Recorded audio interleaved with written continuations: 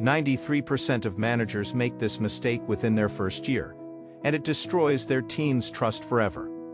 I've watched brilliant leaders crash and burn because of this single error.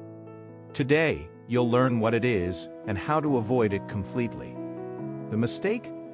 Taking credit for your team's wins while distancing yourself from their failures. It seems harmless, even natural.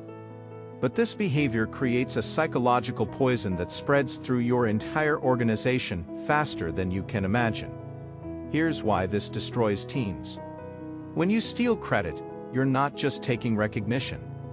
You're sending a message that your team's contributions don't matter, that their hard work is invisible, that they're replaceable tools, not valuable partners. But when failures happen and you distance yourself, now you're telling them they're on their own when things get tough.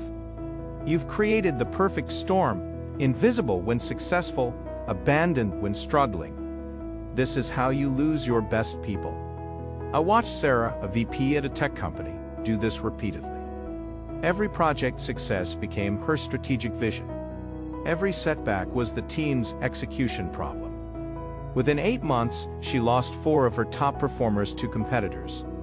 The psychological impact runs deeper than you think.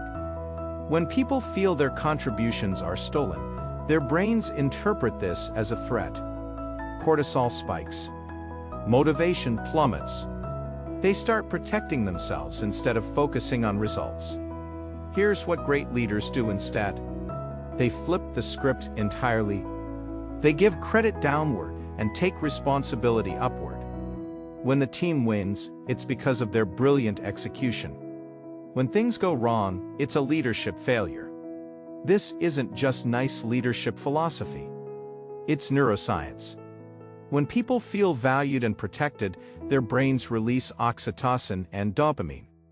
They become more creative, take better risks, and develop fierce loyalty to their leader.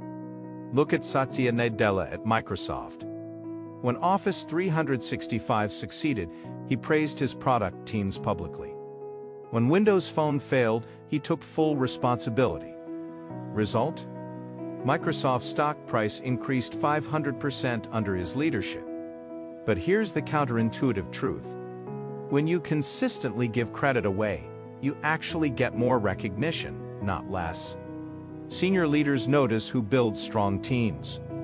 Your reputation becomes about developing talent, not hoarding glory. The trust you build becomes your greatest asset. Teams that trust their leader will run through walls for them. They'll work weekends, take on impossible challenges, and stay loyal even when competitors offer more money. So how do you implement this immediately? First, in every meeting where your team's work is discussed, lead with their contributions. Say their names. Describe their specific impact. Make their value impossible to ignore or forget. Second, when problems arise, use the phrase, "I failed to," instead of "they didn't." This simple language shift transforms you from a blame shifter into a protective leader.